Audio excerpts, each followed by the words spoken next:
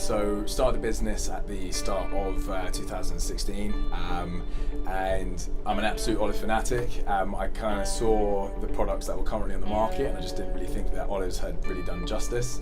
So the whole idea was just to add a little bit of colour and character and flavour some innovation to the olive market. I found out about small business grants a couple of months ago when some of our friends had applied. They said it was a really easy application, and I mean, with the potential to win £5,000, it wasn't something we were going to turn down. So yeah, we followed them a couple of months later.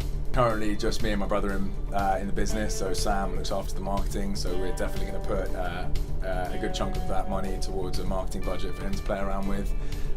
We're very much ready to grow the team now as well. So we've got the wheels in motion to get an ops person and a sales person in, and some beers.